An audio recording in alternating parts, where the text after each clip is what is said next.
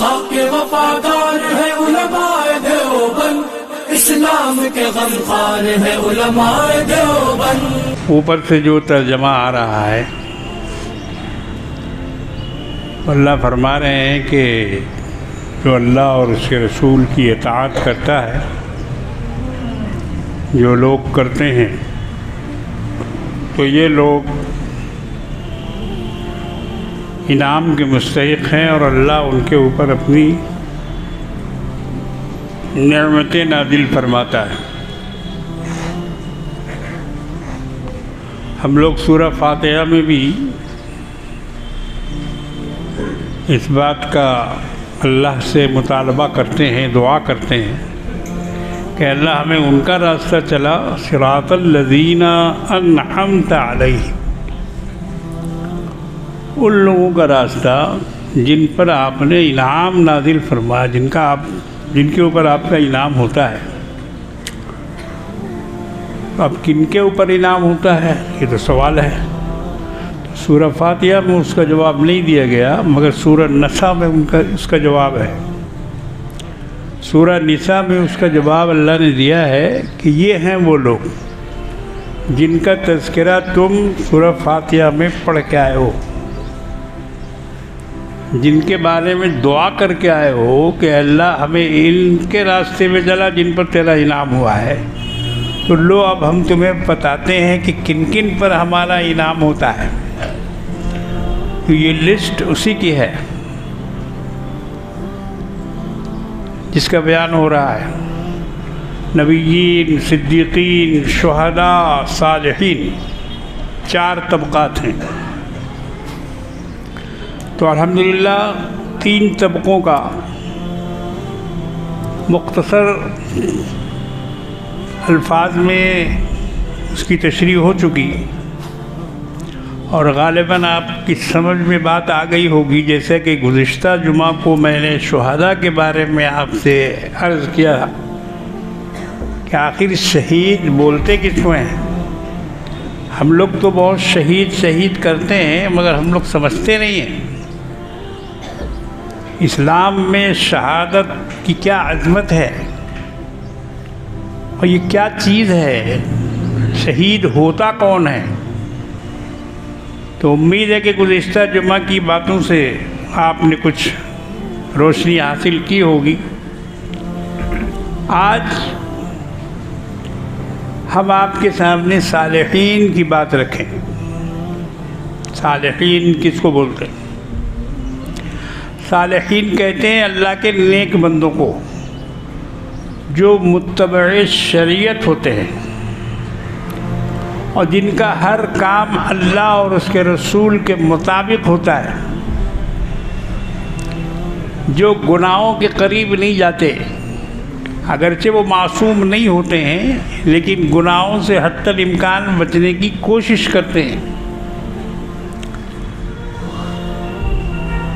तक़वा तहारत में आला दर्जे के होते हैं। रातों को जागने वाले, तहज्जुद में रोने वाले, ज़िक्रुल्लाह में मशगूल होने वाले, उनका क़ल्ब, उनका दिल अल्लाह की याद में मशगूल रहता है, मुतवज्जह रहता है।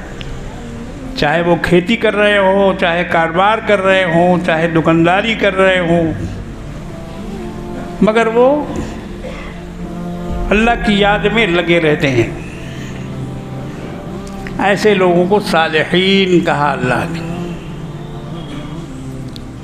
तो ऐसे लोगों में शुहदा भी आ जाते हैं, सिद्दीकीन भी आ जाते हैं और नबीयीन भी आ जाते हैं।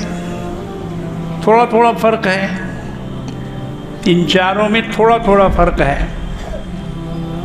नबी आला दर्जे पर हैं, मासूम हैं, उनसे कभी गुनाह नहीं होता, कभी वो ख़ता नहीं करते, गुनाह नहीं करते।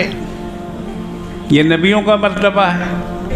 उसके बाद सिद्दीकीन का मर्तबा है कि वो इस्लाम के मामले में कभी पीछे नहीं रहते, किसी से नहीं डरते और कोई चीज़ उनको इस्लाम के नाफिज करने में रोक नहीं सकती।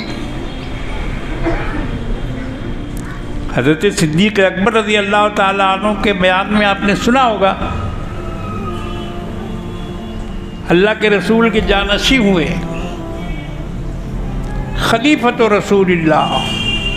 अगर रसूलुल्लाह का कोई खलीफा है और कोई जानशी है तो वो अबू बकर सिद्दीक़ रज़ी अल्लाह ताला अन्हु, बिला फसल, इसमें कोई फसल नहीं है।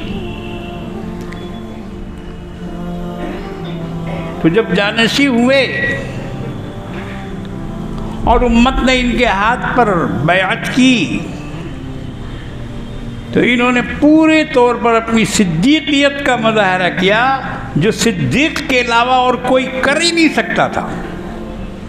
उमर भी मौजूद थे, उस्मान भी मौजूद थे, अली भी मौजूद थे, हसन भी मौजूद थे, हुसैन भी मौजूद थे, तमाम सहाबा मौजूद थे, मगर जो काम हज़रत सिद्दीक़ अकबर ने उस दिन किया, जिस दिन अल्लाह के रसूल की वफ़ात हुई और गम के मारे लोग अपने आप को खो चुके, निढाल हो गए,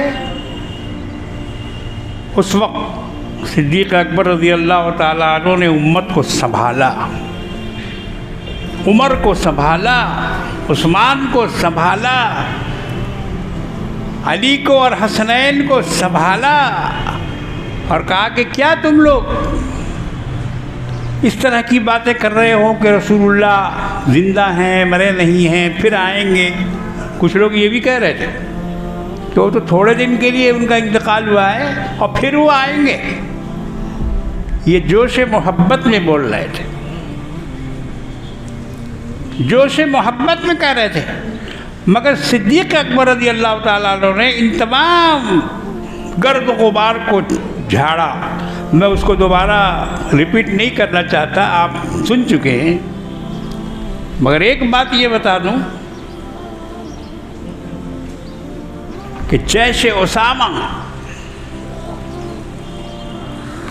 अल्लाह के रसूल ने हज़रत उसामा बिन ज़ैद रज़ी अल्लाह ताला अन्हु के सरबराही में एक इस्लामी लश्कर को रवाना कर दिया था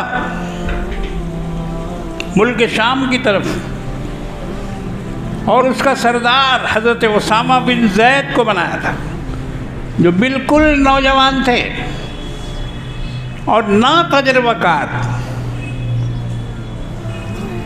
जंगों का तजर्बा नहीं था, लेकिन हुजूर के बहुत ही महबूब थे और प्यारे थे। यह हज़रत ज़ैद बिन हारिसा रज़ी अल्लाह ताला अन्हु के साहबजादे थे, उसामा बिन ज़ैद, वही ज़ैद जिनका नाम कुरान में आया है, जिनके बारे में मैं बता चुका हूँ। ये हुजूर के ग़ुलाम थे, पहले अम्मा खदीजा के ग़ुलाम थे, अम्मा खदीजा ने इनको ख़रीदा था और उसके बाद हुजूर को दे दिया। बहरहाल इनका लश्कर जब रवाना हुआ तो थोड़ी दूर पहुंचा होगा मदीने से कि नबी करीम सल्लल्लाहु अलैहि वसल्लम का विसाल हो गया। खबर मिली तो लश्कर वापस आया, ज़्यादा दूर नहीं गया था, वापस आया। वापस आने के बाद तजहीज़ व तकफ़ीन हुजूर की हो गई तो अबू बकर खलीफा बन गए। तो कहा कि जैसे उसामा को रवाना करो। लोगों ने कुछ उस पर झिझक जाहिर की। बाद लोगों ने कहा कि ये तो बिल्कुल नौउमर हैं, नौजवान हैं और इनके पीछे बड़े बड़े सहाबा हैं जिनको जंगों का बड़ा तजर्बा है और बड़े मर्तबा और बुजुर्ग माने जाते हैं। तो आप ऐसा कीजिए अबू बकर कि उसामा को हटाकर और उबैदा इब्न जर्राह को लगा दीजिए, उनको सिपा सालार बना दिए। सिद्दीक किसको बोलते हैं देखिए, फौरन कहा क्या शख्स तौबा कर। अब किसने कहा इस वक्त मुझे नाम याद नहीं आ रहा है। तौबा कर, जिस शख्स को अल्लाह के रसूल ने सिपा सालार मुकर्रर किया, अबू बकर की ये मजाल के उसको हटा दे। नहीं, अल्लाह के रसूल ने जिसको सिपा सालार बनाया वही रहेगा। ये होते हैं सिद्दीक। मर्तबा सिद्दीकियत बता रहा हूँ कि वो एक इंच इधर उधर होने वाले नहीं। उसके अलावा मुसैलमा कज़्ज़ाब जिसने झूठा नबूवत का दावा किया था, उसके ऊपर लश्कर कशी की। लोगों ने मना किया कि अभी अभी हाल में हुजूर का इंतकाल हुआ है, लोग गमज़दा हैं और आप ये क्या कर रहे हैं, ऐसे मौके पर आप लश्कर रवाना फरमा रहे। ये राय हज़रत उमर ने दी थी, ठहर जाइए, अभी सब्र कीजिए कुछ दिन और। फरमाया कि नहीं। उमर से कहा कि आए उमर,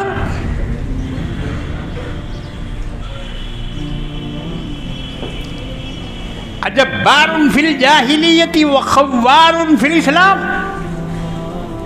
तुम तो जाहिलियत में बड़े मजबूत थे, जाहिलियत में बड़े ताकतवर थे, वह खब्वारुन फिल इस्लाम, और इस्लाम में आकर इतनी कमजोरी दिखा रहे हो, मना कर रहे हो लश्कर के रवाना करने से। हुक्म फरमाया कि लश्कर को रवाना किया जाए। निकल पड़ा लश्कर। मुसैलमा कज़्ज़ाब से बड़ा सख्त मुकाबला हुआ, बड़ा सख्त। उसने बहुत कबीलों को अपने साथ जोड़ लिया था। सख्त जंग हुई, सहाबा उसमें काफ़ी तादाद में शहीद हुए। लेकिन हज़रत अबू बकर ने कहा कि नहीं, ये काम ज़रूरी था। बहरहाल और लश्कर पीछे से भेजा गया, कुमक भेजी गई, और इतना बड़ा जालिम था वो कि एक सहाबी को उसने पकड़ा। जंग में तो शिकस्त हुई थी सहाबा को, एक सहाबी गिरफ्तार हुए। उसको कहा कि पकड़ के लाओ, सामने खड़ा करो। जल्लाद को बुलाया और जल्लाद से कहा कि इससे पूछो मुझको रसूल मानता है कि नहीं मानता है। झूठी नबूवत का दावा किया था तो अपनी रिसालत का इकरार कराना चाहता था। साहबी ने कहा कि नहीं, तू झूठा है, तू झूठा है। उसको अल्लाह के रसूल ने कज़्ज़ाब लिखा था। उसने हुजूर को खत लिखा, मिन मुसैलति रसूलिल्लाह इला मुहम्मदुर रसूलुल्लाह। मुसैलमा रसूलुल्लाह की तरफ से मुहम्मदुर रसूलुल्लाह को ये खत जा रहा है। और कहा कि ये मुल्क खुदा का है, आधे आधे में हम लोग शेयर कर लें, निस्फुल ली व निस्फुल लक। ये जुमला उसी वक्त से चला हुआ है, निस्फुल ली व निस्फुल लक, आधा तेरा आधा मेरा, 50-50। आज के दौर में उसको बोला जाता है 50-50। तो उसने अपने ख़त में लिखा कि 50-50 में नबूवत कर लीजिए, आधे पे आपकी हुकूमत रहे और आधे पे हमारी हुकूमत रहे। इसमें एक लतीफ़ा भी याद आ गया, सुन लीजिए आप। एक हाफिज़ साहब को याद नहीं था कुरान शरीफ, मगर खड़े हो गए तरावी पढ़ाने के लिए रुपए के लालच में। आज भी बहुत से बग़ैर याद वाले वीरान मस्जिद को ढूंढ ढूंढ कर, गैर मुस्लिम इलाके में जो मस्जिदें हैं वहाँ ढूंढ ढूंढ कर जाके वो तरावी पढ़ाते हैं। कोई पहुँचता ही नहीं वहाँ, कोई लुकमा देने वाला, कोई हाफिज़, कोई पकड़ने वाला कोई रहता नहीं। तो ये जाके अपना यावलून तावलून इधर उधर करके और ख़त्म करके पैसा ले लेता है। तो इसी तरह एक हाफिज़ साहब आए, उनको भी याद नहीं था, और ऐसे ही इधर से उधर से रुकू जोड़ के वो रकत अपना पूरी कर रहे थे तो एक दिन एक हाफिज साहब पहुंच गए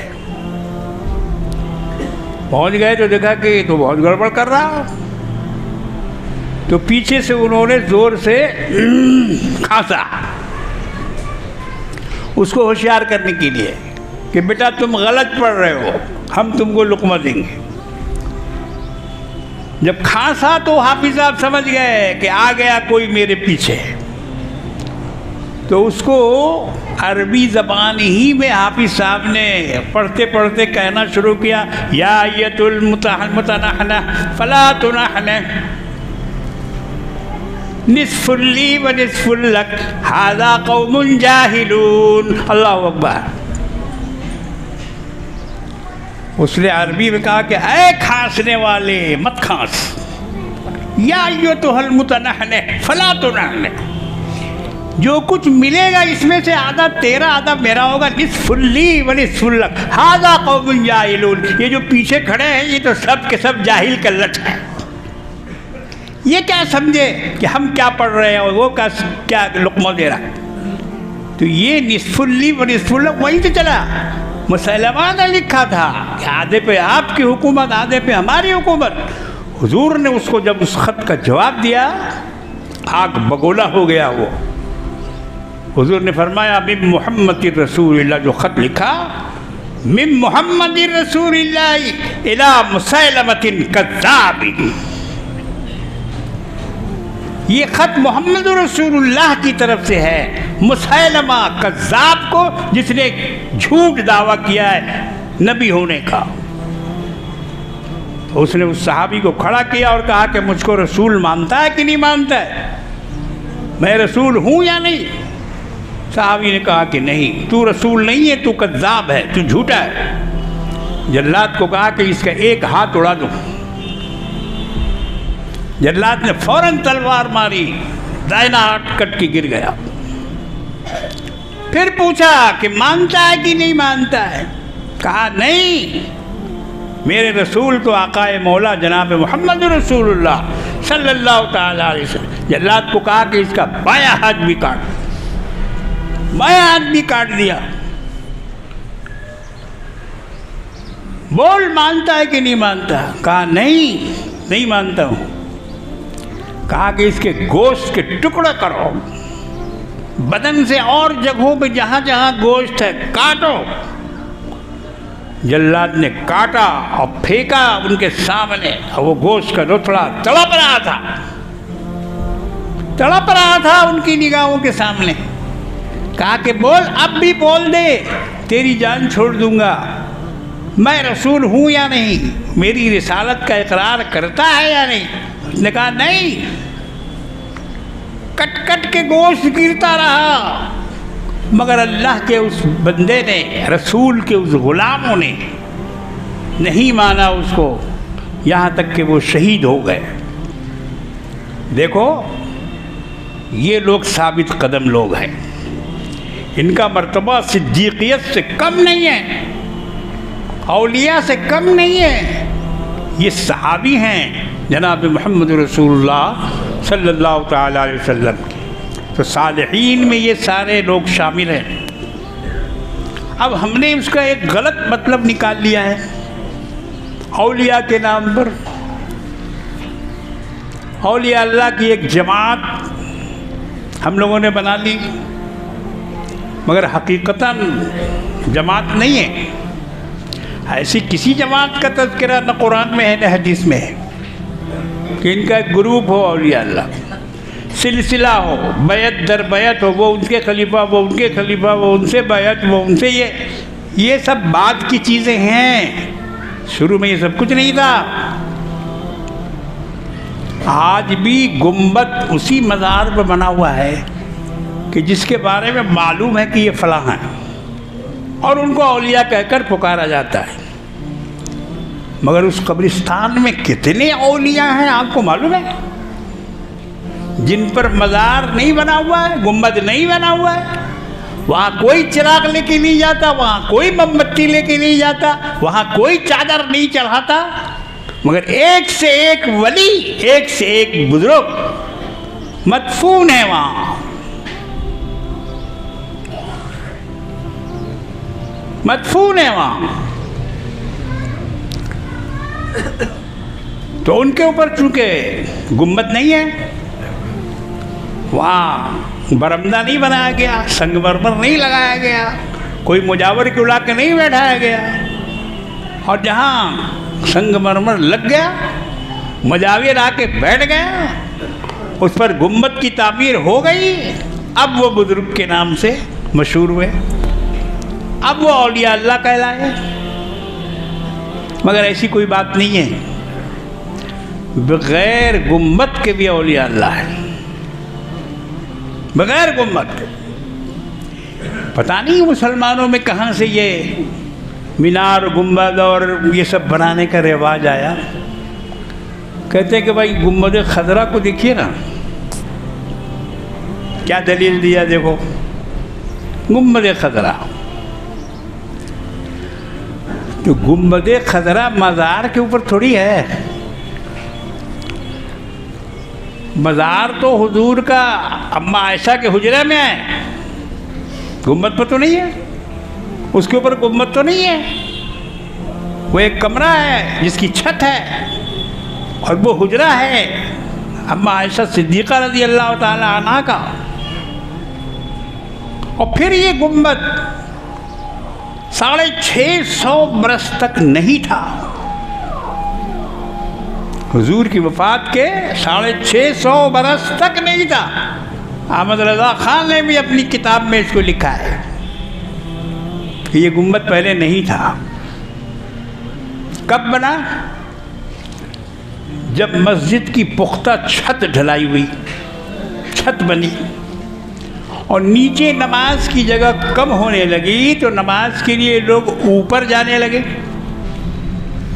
और ऊपर जाने में आगे हुजूर का हुजरा था जिसमें हुजूर दफन है, और ऐसी छत थी सपाट। तो उसको उस ज़माने के बादशाह ने वहाँ थोड़ा ऊंचा कर दिया, उस जगह को। गुम्बद नहीं बनाया, मगर गुम्बद की तरह से वो जगह ऊंची कर दी ताकि कोई उस पर चढ़े नहीं और किसी का पाँव न पड़े, मज़ार मुबारक की बेहुरमती न हो। ये गुम्बद खजरा का शजरा और उसकी तारीख। कुछ पढ़ा करो तब तो समझ में आएगा, तारीख का मुताला करो। कैसे ये गुम्बद खजरा बना? गुम्बद खजरा पहले ऊंचा किया गया था ताकि लोग चढ़े नहीं वहाँ, और उसके बाद फिर उसको ज़ेब ज़ीनत बादशाहों ने अपने अपने मुताबिक दी। और ये जो कलर अभी चढ़ा हुआ हरा रंग का, इसको भी ज़्यादा दिन नहीं हुए, 150-200 साल पहले का है ये। इससे पहले सफ़ेद था, इससे पहले रंग सफ़ेद था गुम्बद खजरा का।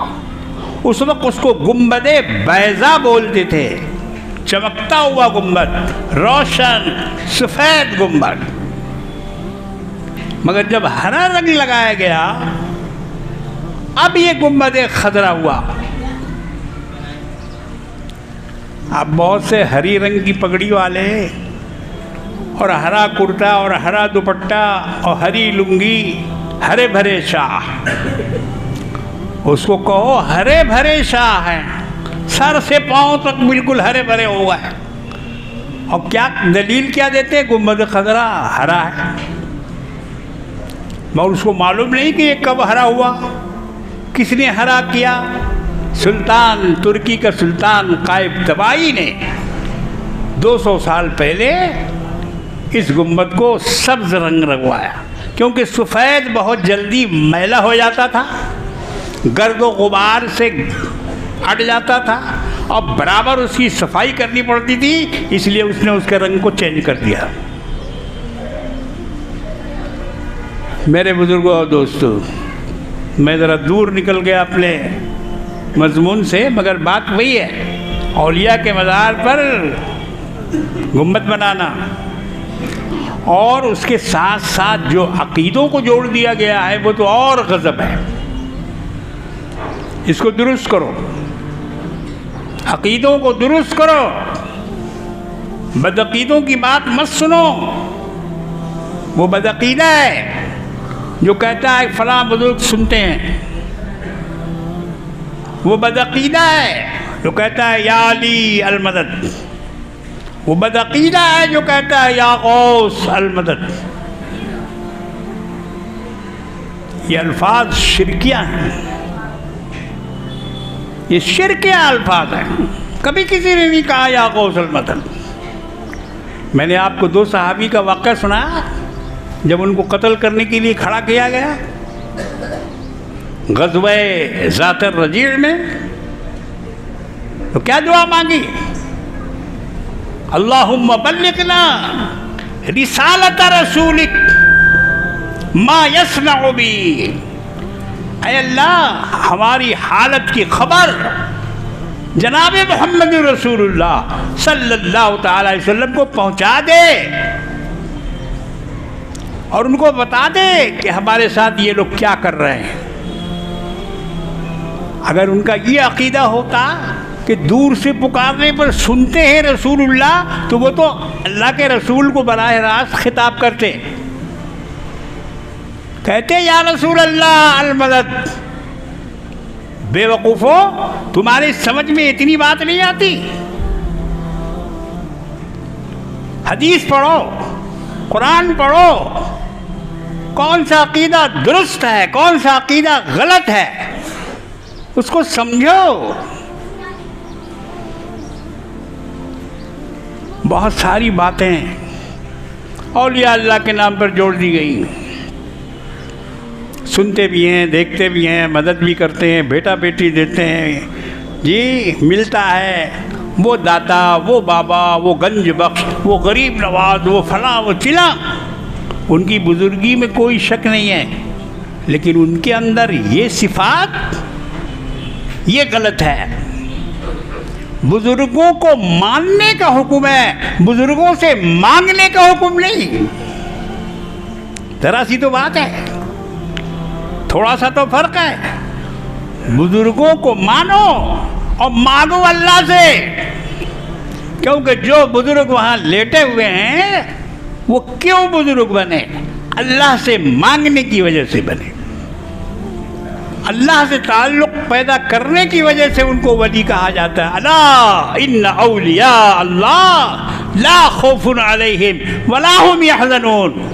याद रखो, जो अल्लाह के दोस्त हैं, अल्लाह के वली हैं, न उनको कोई खौफ है न उनको कोई गम है। खौफ काहे का?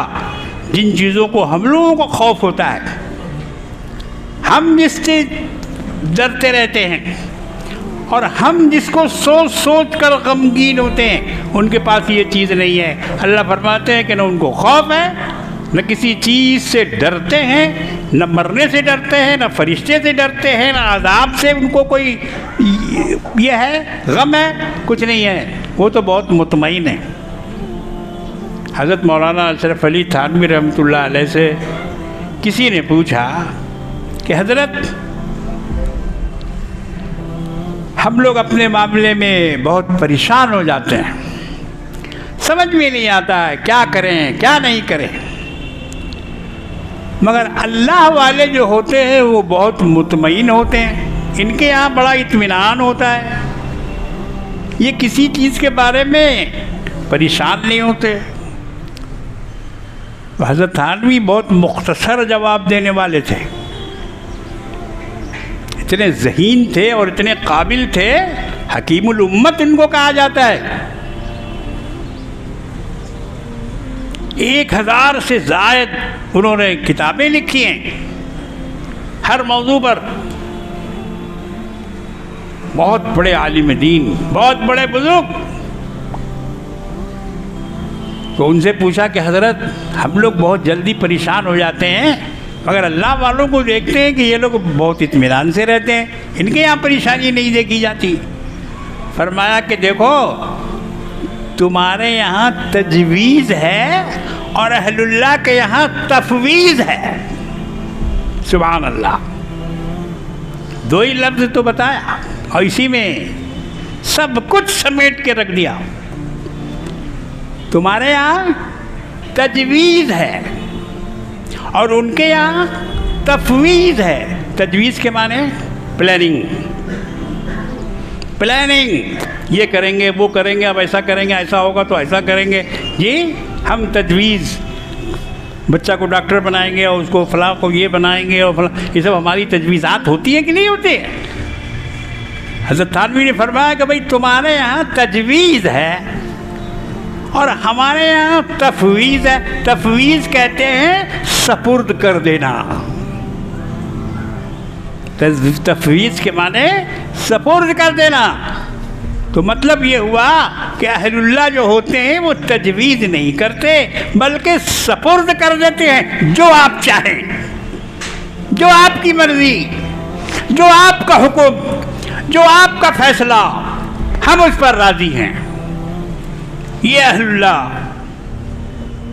का ईमान होता है और ये उनकी शान है।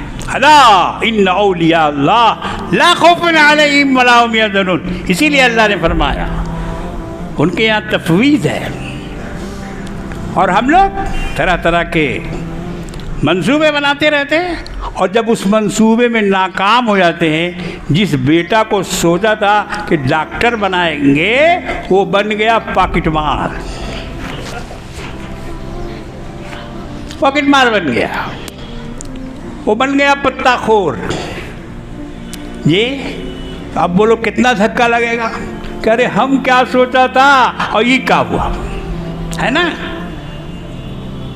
तो हमारी चूँकि तजवीज़ होती है और अहलुल्लाह की तफवीज़ होती है, वो सपुर्द कर देते हैं खुदा के और उसके हुक्म पर साबिर और शाकिर रहते हैं, उससे दुआएं मांगते रहते हैं, उससे गिड़गिड़ाते रहते हैं, उससे तलब करते रहते हैं। अल्लाह से मांगना सीखो, अल्लाह से मांगना सीखो। कहाँ दर बदर घूमते हो? बोले जब तक सीढ़ी नहीं लगेगी कैसे पहुँचेगा ऊपर? ये देखो सीढ़ी लगाया, उसको वसीला के नाम पर बनाया कि सीढ़ी नहीं लगेगी तो ऊपर कैसे पहुँचेगा? खुदा ने ये सीढ़ी अपने लिए हटा दी है, बेवकूफ़ो, हटा दी है ये सीढ़ी। कुरान पढ़ो, अल्लाह फरमाता है वइज़ा सअलका इबादी अन्नी फ़इन्नी क़रीब। जब मेरे बंदे, ऐ मोहम्मद, जब मेरे बंदे मेरे बारे में आपसे पूछें कि खुदा कहाँ है, वइज़ा सअलका इबादी, मेरे बारे में जब पूछें फ़इन्नी क़रीब, बता दीजिए कह रहे वो तो बहुत करीब है तुमसे, बहुत करीब है। और जो करीब रहेगा वहाँ सीढ़ी, अभी हम मिंबर पे जाएंगे तो कोई सीढ़ी लगेगी? यहाँ कोई ज़रूरत नहीं सीढ़ी की, मिंबर मौजूद है, अल्लाह के हुक्म से चढ़ जाएंगे। तो इस तरह से शैतान ने दिमागों में मकड़ी का जाला बन के रखा है कि सीढ़ी लगाओ तब ऊपर जाओगे। खुदा कहता है करीब हूँ मैं, कोई सीढ़ी की ज़रूरत नहीं। और करीब, अल्लाहु अकबर कबीरा, कितना करीब, नहनु अक़रबु इलैहि मिन हब्लिल वरीद, मैं तो तुम्हारी शहरक की गर्दन से भी ज़्यादा करीब हूँ, तुम्हारी गर्दन के शहरक से भी ज़्यादा करीब हूँ। कुर्बत क्या बताई है, अल्लाहु अकबर कबीरा, करीब दर करीब, इससे और करीब कोई हो सकता है? कोई बाबा, कोई बूबू, कोई पीर, कोई बुजुर्ग, कोई नबी, कोई वली, कोई देवता, कोई ठाकुर, कोई माबूद, इससे भी करीब हो सकता है जो कुर्बत अल्लाह ने अपनी बताई है। नहनु अक़रबु इलैहि मिन हब्लिल वरीद, मैं तो तुम्हारे शहरक, गर्दन की शहरक से भी ज़्यादा करीब हूँ। मेरे बुज़ुर्गों और दोस्तों, वक्त ख़त्म हो गया और मज़मून बाकी रह गया। औलिया अल्लाह का बयान मैं चाहता था कि आज कुछ हो जाए। रजब का महीना भी गुज़र रहा है, बहुत से लोग कूड़ा भी मनाएंगे, इमाम जाफ़र सादिक के नाम पर घी, पूड़ी और खीर खाएंगे। हमारी माँ बहनों में इसका बहुत रिवाज है, मगर ये सब शैतानी चाल है। अमीर मुआविया रज़ी अल्लाह ताला अन्हु नबी करीम सल्लल्लाहु अलैहि वसल्लम के बड़े बुजुर्ग सहाबी, जलीलुल क़द्र सहाबी थे। उनकी वफ़ात हुई थी 22 रजब को, और इनका दौर हुकूमत 20 साल और दौर खिलाफत 20 साल, 40 बरस। मुल्क शाम के गवर्नर 20 बरस रहे, और जब इमाम हसन रज़ी अल्लाह ताला अन्हु ने सुलह कर ली और खिलाफत इनके सपुर्द कर दी, तो उसके बाद 20 साल तक बिला इख्तिलाफ ये खलीफतुल मुस्लिमीन रहे। और इनके ज़माने में कोई भी फसादी, कोई भी खटमल, कोई भी फसादी सर नहीं उठा सका, जबकि इससे पहले खारजी और ये और वो बहुत सारे फ़िरक़े उबल गए थे, और इन लोगों ने उपद्रव मचा के रखा था। कई एक लड़ाइयाँ लड़वा दी मुसलमानों में अंदर, हज़ारों हज़ार मुसलमानों को शहीद करवा दिया। एक ग्रुप ऐसा था जो ये सारा काम कर रहा था, और उन्हीं ग्रुप ने सैयदना उस्मान गनी रज़ी अल्लाह ताला अन्हु को भी शहीद किया था। ये उसी का चट्टा पट्टा चला आ रहा था। अमीर मुआविया रज़ी अल्लाह ताला अन्हु ने अपने दौरे खिलाफत में इन सबों को ठंडा कर दिया, कोई भी सर उठाने की हिम्मत नहीं कर पाया। नहायत अमन और अमान और नहायत पुरसुकून इनकी हुकूमत रही, और इस्लाम खूब फला फूला, और अफ्रीका के जंगलों तक, अफ्रीका के मैदानों तक, और इधर जिब्राल्टर तक अमीर मुआविया रज़ी अल्लाह ताला अन्हु की खिलाफत थी, जिसमें कुस्तुनतुनिया वगैरह शामिल था, अफ़गानिस्तान और उसके इलाका आगे काशगर, चाइना की सरहद तक अमीर मुआविया रज़ी अल्लाह ताला अन्हु की हुकूमत थी, उनकी खिलाफत थी। बहरहाल मैं मुख्तसर ये अर्ज़ करके ख़त्म कर रहा हूँ कि उनकी वफ़ात हुई है 22 रजब को। सुन लो, अगर मेरी माँ बहनें सुन रहे हैं तो वो भी सुन लें। 22वीं रजब को अमीर मुआविया रज़ी अल्लाह ताला अन्हु का विसाल हुआ, और ये जितने मुफ़सिदीन थे, जब उनका विसाल हो गया, इन्होंने फिर सर उठाया, खुश हो गए, घी पूड़ी खिलाया एक दूसरे को। जैसे हिंदुस्तान में भी आप देखते हैं कि कोई अगर इस्लाम के ख़िलाफ़ हो जाए तो वो लोग एक दूसरे के मुंह में लड्डू डालते हैं, लड्डू खिलाते हैं। कई दफ़ा हो गया यहाँ, हमारे यहाँ भी हम लोगों ने भी देखा। तो बहरहाल जो अमीर मुआविया के मुखालिफ थे और जो मुल्क दुश्मन थे, जो इस्लाम की इत्तेहाद की दुश्मनी पे उतर आए थे, वो लोग खुश हुए और उन्होंने घी पूड़ी की फातिहा, पूड़ी और खीर, खीर मौलवियों की राल टपक जाती है। बोले अरे भाई इसको कैसे मना किया जाए, ये तो सवाब का काम है जी। तो ये खीर पूड़ी खाने वाले ये नहीं सोच रहे हैं कि किसकी खुशी में खीर पूड़ी पक रही है, कौन वफात पाया, कौन आज दुनिया से उड़ गया है। वो शख्स जिसने पूरी उम्मत को जोड़ के रखा था। उम्मत के मुखालिफीन ने उस रोज़ पूड़ी पकाई और खीर खाई। बहरहाल मुसलमानों को इससे बचना चाहिए। अल्लाह तबारक व तआला हम सब की हिफाजत फरमाए। व आखिरु दावाना अनिल हम्दुलिल्लाहि रब्बिल आलमीन।